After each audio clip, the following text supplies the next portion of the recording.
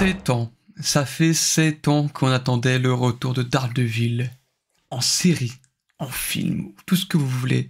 Après quelques caméos par-ci et là, dans No Way Home, dans She-Hulk, dans Echo, etc., etc., on a enfin droit à la série Daredevil Born Again. On retrouve Charlie Cox, on retrouve Vincent D'Onofrio. Vous savez pas à quel point je suis heureux de retrouver ces deux-là, de retrouver du Daredevil, parce que Daredevil, c'est quelqu'un. Est-ce que c'est réussi? On va voir ça tout de suite dans cette vidéo critique, mais avant tout, bonjour à tous, bienvenue dans cette vidéo. J'espère que vous allez tous très bien. On se retrouve donc pour cette fameuse critique de Daredevil Born Again, en tout cas des 2 premiers épisodes qui sont sortis jusque maintenant. Je sais pas si je vais faire la critique toutes les semaines de chaque épisode qui sortira, mais il me semblait important de commencer avec ces 2 premiers épisodes qui lancent, on va dire, ce renouveau de Daredevil, ce Born Again du côté du MCU. Et je trouve qu'il y avait quand même pas mal de choses à dire, je me suis dit j'allais vous en faire une critique. On va commencer donc bien évidemment par une petite partie sans trop spoiler. On va juste rappeler certaines choses donc de la saison 1 à 3 de Daredevil Netflix, de comment l'épisode 1 se présente, comment l'épisode 2 se présente. Mais donc voilà, est-ce que Daredevil Born Again suit complètement la continuité des 3 premières saisons de la série Netflix? Oui. Alors, moi c'est un truc qui va peut-être un peu me frustrer dans ces 2 premiers épisodes. Je vais toujours rester très vague et rester sans spoiler. On te dit, oui, on va rester dans la continuité de Daredevil Netflix. Je suis tout à fait d'accord avec ça. Mais en même temps, t'as l'impression que ils ont voulu, dans ce premier épisode, faire plaisir aux fans et dire « Ok, on va amener une conclusion à tout ce que vous avez vu avant, et on va partir sur quelque chose de totalement nouveau, avec des nouveaux acteurs, des nouvelles intrigues, ce qui est tout à fait normal. Quand tu commences une nouvelle saison, t'as toujours des nouvelles intrigues, des nouveaux acteurs qui arrivent. Mais je trouve que ça va perdre un peu de son charme. Alors, je peux commencer un peu par le côté un peu négatif de la série. Rassurez-vous, les 2 premiers épisodes, j'ai vachement apprécié, j'ai pris mon pied devant, je trouve que c'est de très très bons épisodes, très solides pour commencer une série sur Daredevil du côté du MCU. Mais voilà, je vais d'abord énoncer un peu tout ce qui me chiffonne, et ensuite, on va pouvoir parler du gros, du fond de la série, mais je vais d'abord avant tout parler de la forme, parce que c'est surtout au niveau de la forme que ça me chiffonne un poil, et peut-être quelques petites intrigues par-ci et là, on va revenir là-dessus en spoiler, mais au niveau de la forme, ce que j'ai à dire, c'est que il y a des idées de mise en scène, il y a une véritable volonté artistique derrière, de vouloir te présenter un Daredevil avec ses sens de radar qui sont hyper développés, mieux travaillés que dans la série Netflix, je trouve. Il y a vraiment une certaine scène aussi, où il va écouter quelqu'un qui est à l'extérieur d'un bâtiment, comme il a l'habitude de faire, mais il va y avoir un changement de ratio qui va être très intéressant à suivre, même la focale va changer, il va y avoir une espèce de dolly zoom, donc ça va être très très intéressant. Je trouve que c'est plutôt pas mal. Il y a quand même de belles idées en termes d'action, il y a une séquence d'action directement dans le premier épisode, un fameux plan séquence très culte de Daredevil, ça, je vous le dis, c'était plutôt réussi, très bien chorégraphié, même si je trouve que ça manquait un peu d'impact, que c'était moins violent en termes de coups, il y avait moins de puissance de coups, j'ai l'impression qu'on les ressentait beaucoup moins que dans la série Netflix, mais bon, c'est qu'un seul combat qu'on a vu dans ce premier épisode sur tous les autres de la saison qu'on n'a pas encore vu, donc pour l'instant, je peux comprendre que ça puisse chiffonner. Moi, le truc principal qui me chiffonne, c'est la photo.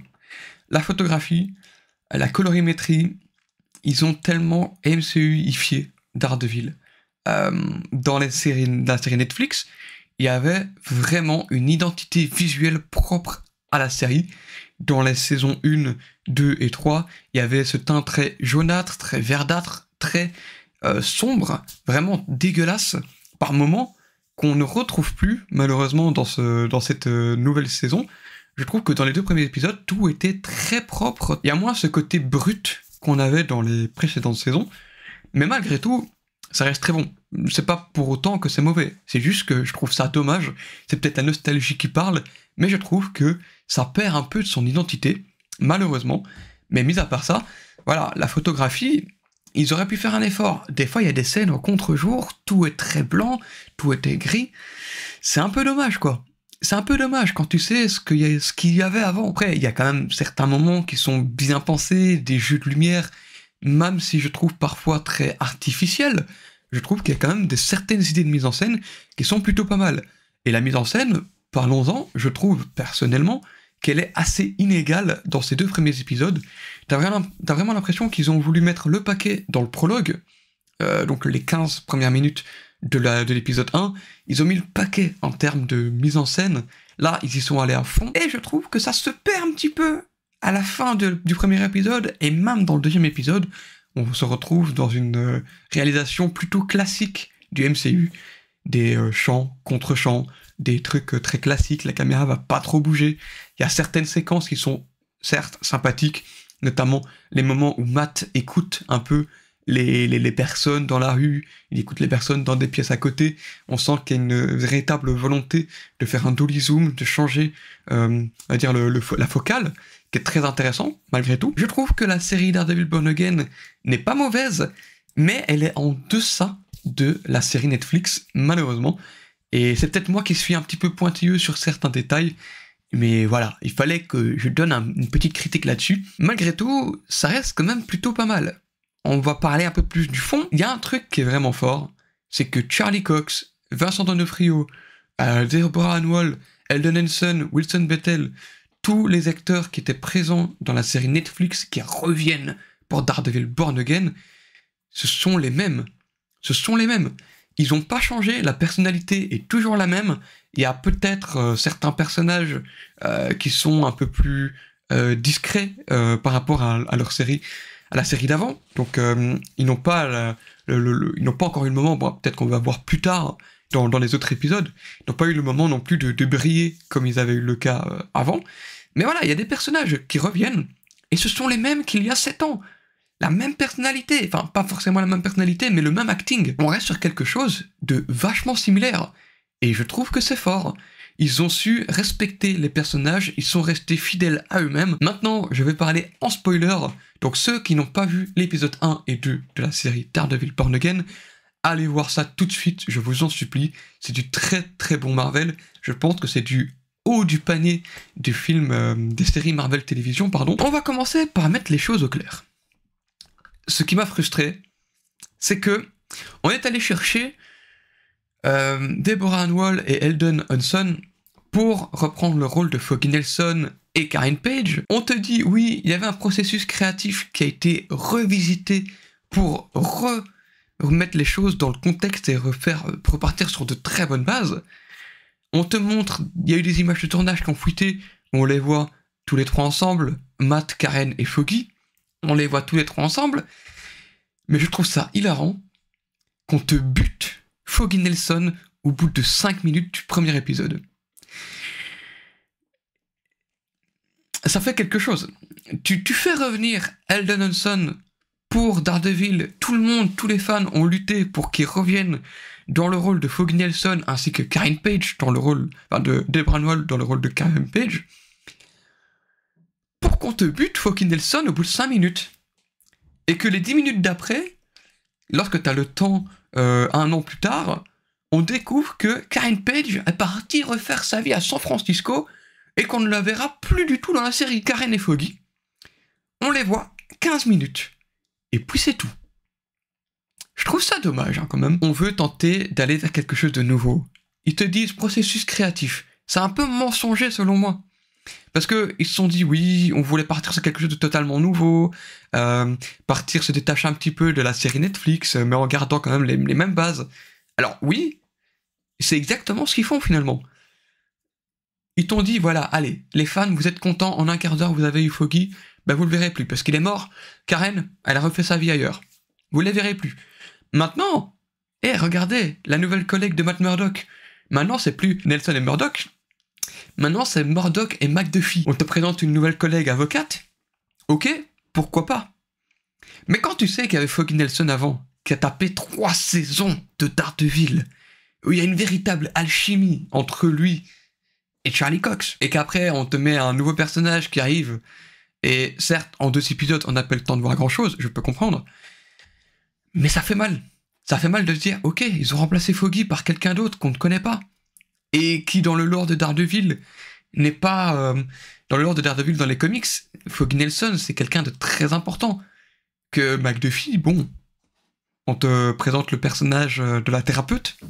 Donc, c'est un personnage qui va être l'intérêt amoureux de Matt Murdock. Et j'ai l'impression qu'en 2 épisodes, Matt Murdock a réussi à être plus posé, à avoir une vraie relation avec quelqu'un qu'en 3 saisons de Daredevil à l'époque.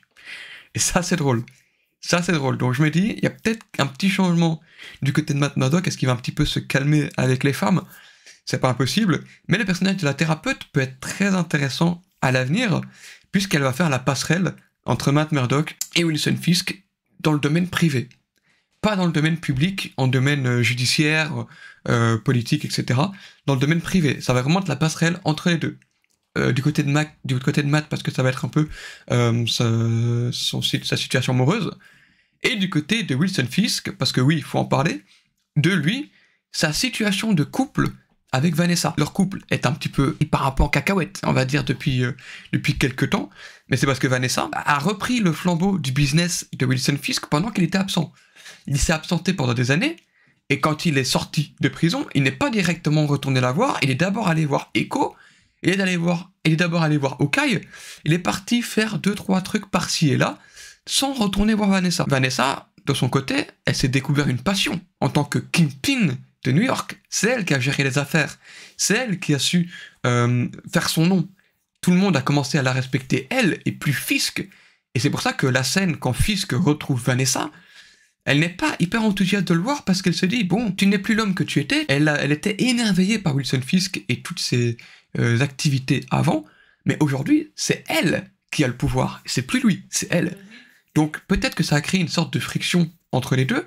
Ils sont plus tellement sur la même longueur d'onde, puisque Fisk, en revenant, elle pensait qu'il allait reprendre le flambeau avec elle et continuer à deux, mais finalement, il se retire un peu de son rôle de Kingpin pour se présenter aux élections de maire de New York, et ça, c'est rapidement fait. En l'espace de quelques minutes, il se présente et il est élu. Donc, Wilson Fisk est maire de New York dans la série Daredevil Born Again, et ça va être très intéressant. Parce que Wilson Fisk, il fait genre que c'est un homme qui a changé, mais il va être très stratège. Il va faire ses coups en douce. On le remarque très bien avec le fameux commissaire dans cet épisode, où il lui met un coup de pression en lui disant « Écoute mon gars, je sais que tu m'aimes pas, mais il va falloir y faire. Parce que moi, je peux te ruiner. Maintenant, tu vas être à mon écoute, tu vas être à mes commandes, et quand je vais te demander de faire quelque chose, tu le feras. » Ça, c'est Wilson Fisk dans Daredevil Born Again, et c'est Wilson Fisk dans sa nature. Et ça, c'est plutôt pas mal, parce qu'il va gérer son image publique en tant que maire et rester très très calme, très, en dessous des radars. Mais en même temps, ça va pas l'empêcher de mettre la main sur certaines choses et de continuer son business avec Vanessa peut-être dans les prochains épisodes en douce. Ça va être très intéressant à suivre également. Matt Murdock, bien sûr, le personnage principal Daredevil. Qu'est-ce qu'il devient après tout ça? Donc, après le prologue, il se passe 1 an, il a abandonné, on va dire, le costume de Daredevil, et il a décidé, on va dire, de laisser la justice faire un peu pour voir si le système fonctionne. Le problème, c'est que ça fonctionne pas, on est d'accord. Mais, malgré tout, il a décidé de raccrocher le costume et de vivre une vie un peu plus normale en tant que Matt Murdock, parce qu'il ne se pardonnera jamais la mort de Foggy Nelson. Il va avoir beaucoup de remords, et ça, lorsque Foggy est décédé dans cette séquence du début, quand Daredevil se battait contre Bullseye, c'était fort parce que niveau d'émotion, quand t'as Bullseye qui lui rit au nez et que l'autre il est complètement dévasté par la mort de son meilleur ami, il avait envie de le tuer. Il l'a jeté d'un pont, il l'a jeté de l'immeuble, il voulait que Bullseye meure. Sauf que, par chance ou malchance, en fonction du point de vue, Bullseye n'est pas mort. Matt Murdock voulait la mort de quelqu'un. Il a voulu tuer quelqu'un, et il va y avoir un peu toute cette thématique de franchir le pas, de tuer ou de pas tuer, et je pense que ça, on va le retrouver avec le Punisher bientôt, mais aussi, bien sûr, avec toute la justice qu'il y a autour, et je trouve ça dommage en quelque sorte que dans le début de l'épisode, il n'ait pas tué Bullseye, parce que ça aurait permis de suivre complètement l'arc narratif des comics, où Bullseye tue Franklin Nelson, Daredevil tue Bullseye, il franchit le pas dans les comics, et il va y avoir toute cette tout ce procès autour de Daredevil, de son identité de justicier masqué et forcément de Matt Murdock, de cette dualité, de ce côté de se repentir auprès de l'Église, de vouloir se faire pardonner de tous ses péchés, d'avoir tué quelqu'un. Ça peut être une thématique très intéressante pour Daredevil, et je pense peut-être qu'ils vont le garder pour la fin de la saison, parce que je pense que toute la saison, on va avoir cette question de oui, est-ce que cette moralité de tuer quelqu'un est bonne ou non? Et je pense qu'à un moment donné, il va déraper et il va tuer quelqu'un. Peut-être de manière involontaire, mais il va tuer quelqu'un. Je le sens venir, et ça peut être très intéressant à suivre. Donc ouais, Matt Murdock, on sent dans cet épisode qu'il a déjà beaucoup de remords, il essaye de refaire sa vie, mais malgré tout, Foggy Nelson, ça lui pèse sur la conscience. Il y a une scène où il passe à côté d'une église, il n'ose même plus rentrer dans l'église. Malgré tout, il écoute tout ce qui se passe à l'intérieur, mais il n'ose plus franchir le pas parce qu'il a honte d'avoir pensé à tuer quelqu'un. Il a honte de lui, et voilà, donc il n'ose plus rentrer dans une église, ce qui est totalement compréhensible du point de vue du personnage. Mais voilà, donc j'ai hâte de voir jusqu'où ça peut mener. Et après, il y a encore une sous-intrigue dont je n'ai pas encore parlé, c'est la fameuse intrigue de Muse. Bon, ça c'est très minime, on le voit vite fait dans l'épisode 1 en train de peindre Fisk sur le mur, et dans l'épisode 2, c'est sûr, le jeune qui va au rendez-vous, au meeting avec la thérapeute, c'est Muse, on est d'accord, c'est lui, c'est sûr et certain. Et après, tu as le personnage de White Tiger, très intéressant, d'ailleurs, j'ai appris que l'acteur était décédé. Voilà, je ne savais pas, il est décédé d'un cancer avant la diffusion de cette série, il est décédé en décembre 2023 je crois.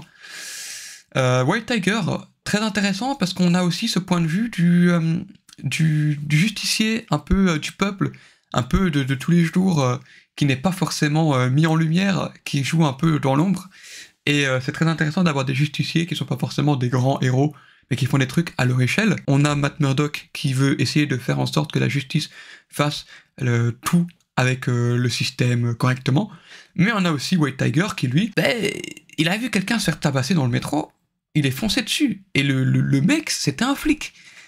Un flic corrompu peut-être par Fisk? Je ne pense pas. Je pense que le gars, d'après ce qu'on voit, d'ailleurs il a un tatouage du Punisher sur son avant-bras, c'est un gars qui veut faire comme le Punisher, qui veut régler justice lui-même, et qui pense qu'avec son poste d'officier de police, il peut se permettre un peu tout ce qu'il veut.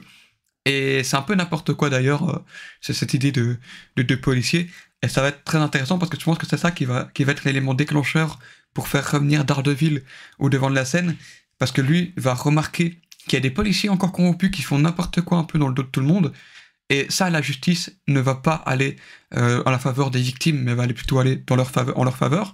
Je pense que c'est ça qui va aussi permettre à Matt de revenir en tant que Daredevil. Après, il y a encore un petit personnage que je n'ai pas encore parlé, mais ça c'est très minime, c'est le personnage de Bibi Urich, qui est donc la nièce de Ben Urich, qui fait ce petit reportage par-ci et là avec les civils.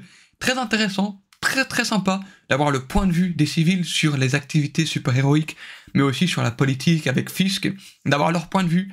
C'est très intéressant, c'est un truc qu'on met pas assez en valeur, je trouve, mais qui peut être très intéressant à suivre, savoir comment est-ce que les civils du MCU pensent, eux, des super-héros, comment eux pensent de Fisk, etc. Je pense que j'ai fait le tour. Maintenant, il faut nous envoyer du lourd pour la suite. J'ai hâte que Daredevil Born Again soit la meilleure série Marvel du MCU. J'ai hâte qu'elle puisse peut-être frotter la qualité des séries Netflix. J'espère que vous avez apprécié cette critique. Si vous avez aimé les 2 premiers épisodes de Daredevil Born Again, n'hésitez pas à le mettre en commentaire, mettre un petit pouce bleu, ça fait toujours plaisir aussi. Merci à vous d'avoir regardé cette vidéo, il ne me reste plus qu'une dernière chose à vous dire, c'est à la prochaine pour de nouvelles vidéos, à très bientôt.